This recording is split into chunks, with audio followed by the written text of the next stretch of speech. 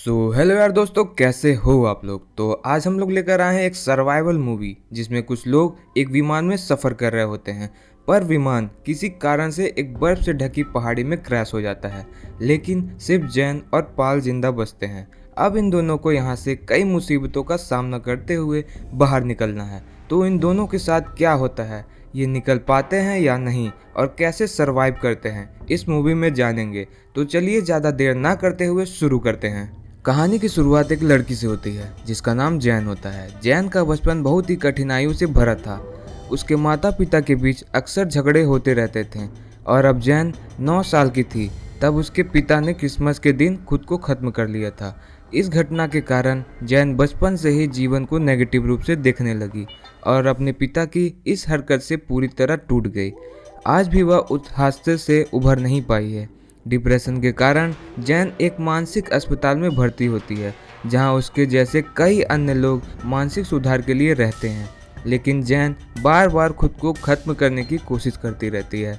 Doctor उसका इलाज तो कर रहे होते हैं, लेकिन उसके अंदर से जीने की इच्छा खो दी थी। जैन प्लान बनाती है कि वो 2 दिन बाद आने वाले क्रिसमस में अपने पिता की तरह खुद को खत्म कर लेगी। इसलिए एक रात वो मानसिक अस्पताल में चोरी छिपे कई दवाइयाँ अपने पास रख लेती है, और जब क्रिसमस का दिन आता है तब वो अस्पताल में छुट्टी लेकर घर जाने के लिए न्यूयॉर्क के एयरपोर्ट पहुंचती है, जहां उसे फ्लाइट पकड़नी होती है। एयरपोर्ट पर उसकी मुलाकात एक खुशमिजाज लड़की से होती है जो कुछ ही दिन बाद शादी करने वाली होती है और अपने भविष्य को लेकर बेहद उत्साहित रहती है। वो भी न्यूयॉर्क जाने वाली होती है। इसके बाद जैन की मुलाकात एक और व्यक्ति से होती है जिसका नाम पाल होता है। पाल एक दयालु और समझदार इंसान होता है। जैन और पाल दोनों एक ही फ्लाइट में यात्रा करनी थी, लेकिन फ्लाइट थोड़ी देर से उड़ने वाली होती है, इसलिए पाल उससे बातचीत करने की कोशिश करता है। हालांकि जैन उदास और गहरी सोच में डूबी होती है। कुछ समय बाद दोनों फ्लाइट में सवार हो जाते हैं और संयोग से उनकी सीटें साथ होती है। यह देखकर दोनों थोड़े हैरान भी होते हैं और खुश भी। फिर फ्लाइट टेक ऑफ करती है और दोनों आपस में कुछ बातें करते हैं। कुछ देर बाद पाल को नींद आ जाती है और वो सो जाता है। इसी दौरान जैन एक नोट लिखती है जिसमें वो बताती है कि पाल आखिरी इंसान है जिससे उसने बात की, और वो पाल को उसकी आगे की जिंदगी के लिए शुभकामनाएं देती है। वो नोट पाल की जेब में डाल देती है और फिर प्लेन के वॉशरूम में चली जाती है। वहाँ वो उन दवाइयों को निकालती है जो उसने मानसिक अस्पताल से चुराई थी और उन्हें खाने वाली ही होती है। तभी वॉशरूम का दरवाज़ा एयर होस्टेस खटखटाती है और जैन से कहती है कि वह जल्द बाहर आए, अपने सीट पर जाके सीट बेल्ट बांध ले। तभी अचानक फ्लाइट में तकनीकी खराब आ जाती है और विमान तेज़ी से हिलने लगता है। यात्री घबराकर चीखने लगते हैं क्योंकि प्लेन एक खतरनाक तूफान में फंस जाता है और पायलट विमान से नियंत्रण खो देता है। इसी बीच जैन वॉशरूम के अंदर ही रहती है और बाहर आने की कोशिश नहीं करती है। तभी प्लेन तेज़ी से नीचे गिरने लगता है और देखते ही देखते एक बर्फीले पहाड़ से टकरा जाता है। कुछ समय बाद जब जैन को होश आता है तो वो धीरे धीरे वॉशरूम के बाहर निकलती है। उसके सिर से खून बह रहा होता है और वह देखती है उसका प्लेन बर्फीले पहाड़ों में दुर्घटनाग्रस्त हो चुका है। ये रात का समय होता है। वो देखती है कि चारों ओर प्लेन के टुकड़े बिखरे हुए हैं और जगह जगह मलबा पड़ा है। जैन के चारों ओर बच्चों, महिलाओं, पुरुषों की लाशें दिखती है जो इस दर्दनाक हादसे में मारे गए थे। यह देखकर उसका दिल भर आता है। फिर वह उसी लड़की को देखती है जो नए साल में शादी करने वाली थी, लेकिन जैन के सामने ही वो लड़की दम तोड़ देती है। तभी जैन को किसी की आवाज़ सुनाई देती है। वो उस दिशा में जाती है और देखती है कि पाल प्लेन के मलबे में फंसा हुआ है। जैन उसे बाहर निकालने की कोशिश करती है और सफल भी हो जाती है। पाल उसे बताता है कि ठंड से बचने के लिए उन्हें प्लेन की किसी बड़े मलबे के अंदर छुपना होगा। जैन उसे सहारा देकर प्लेन के एक मलबे के अंदर ले जाती है, जहां दोनों ठंड और बर्फीली हवा से खुद को बचाने की कोशिश करते हैं। इस पल में उन्हें एहसास होता है कि शायद अब यहाँ सिर्फ वही दोनों जिंदा बचे हैं। जैन और पाल किसी तरह डर के माहौल में रात बिताते हैं। अगली सुबह दोनों प्लेन के मलबे से बाहर आते हैं। जैन देखती है चारों तरफ बर्फीली पहाड़ियाँ और दूर दूर तक कोई इंसान नहीं दिखता है, ना कोई घर। वहाँ कोहरा भी काफी ज्यादा होता है, जिस वजह से दूर तक साफ दिखाई नहीं देता। जैन उस लड़की के पास जाती है जो कल रात उसके सामने ही दम तोड़ चुकी थी। उसे उस लड़की के लिए बहुत बुरा लग रहा होता है। पाल जैन से कहता है कि वो मर चुकी है, अब वापस नहीं आ सकती। हम दोनों इस हादसे में बचे हैं और अब हमें यहाँ से निकलकर मदद के लिए आगे बढ़ना होगा। यहाँ ठंड बहुत ज़्यादा है और हमारे पास खाना भी नहीं है। अगर हम यहाँ ज़्यादा देर रुके तो भूख और ठंड से मर जाएंगे। पाल को लगता है कि शायद ही कोई मदद के लिए यहाँ आए, और अगर आया भी तो तब तक शायद वो जिंदा ना रह पाए, इसलिए उन्हें जल्द से जल्द आगे बढ़ना चाहिए। पर जैन उसके साथ जाने से इनकार कर देती है और वापस प्लेन के मलबे के अंदर चली जाती है। पाल उसे समझाता है कि अगर हम यहाँ रुके तो मर जाएंगे, लेकिन जैन पर उसकी बातों का कोई असर नहीं होता है क्योंकि उसे जीने की चाह ही नहीं होती है।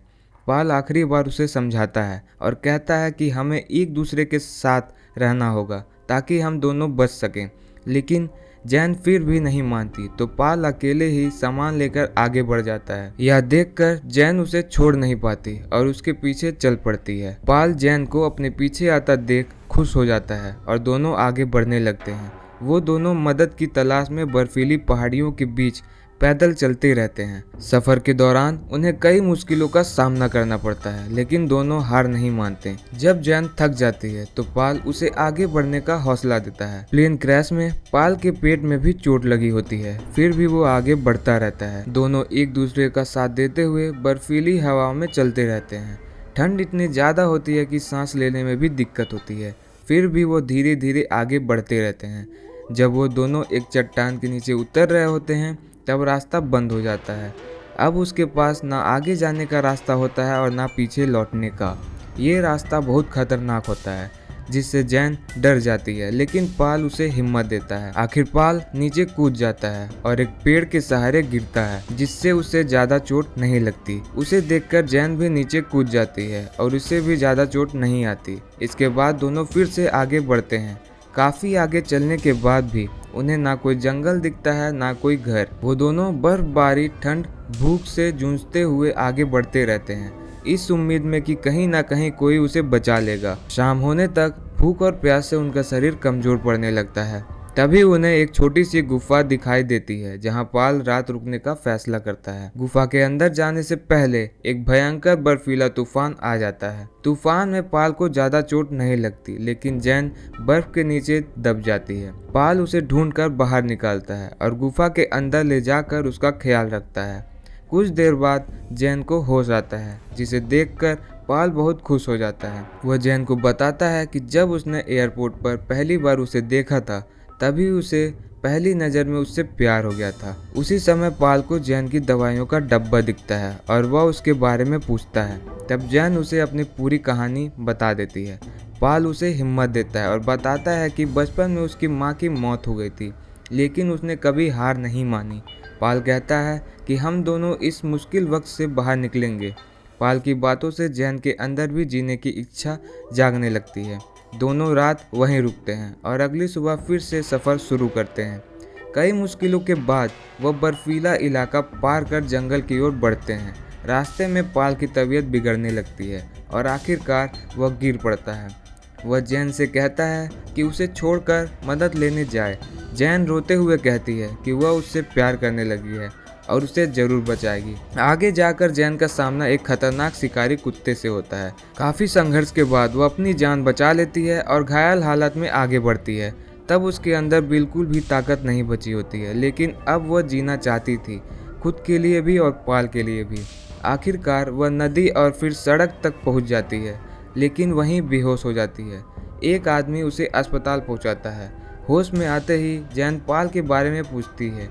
अगले दिन उसकी माँ उसे बताती है कि पाल की मौत हो चुकी है। उसकी माँ उसे पाल का लिखा हुआ एक नोट देती है। उसमें लिखा होता है कि जैन, तुम जहाँ भी हो मैं हमेशा तुम्हारे साथ हूँ, और यह भी कि मुझे भूलकर अपनी जिंदगी की नई शुरुआत करो। यह पढ़कर जैन फूट फूट कर रोने लगती है, क्योंकि पाल ने उसे जीना सिखाया था, लेकिन अपने जाने से पहले वह जैन को एक नई जिंदगी दे गया था। इसी के साथ कहानी खत्म हो जाती है। तो दोस्तों, वीडियो को पूरा देखने के लिए धन्यवाद। वीडियो अच्छी लगी हो तो लाइक कीजिएगा, चैनल को सब्सक्राइब कीजिएगा। फिर मिलेंगे ऐसे किसी न्यू मूवी एक्सप्लेनेशन के साथ। तब तक के लिए बाय।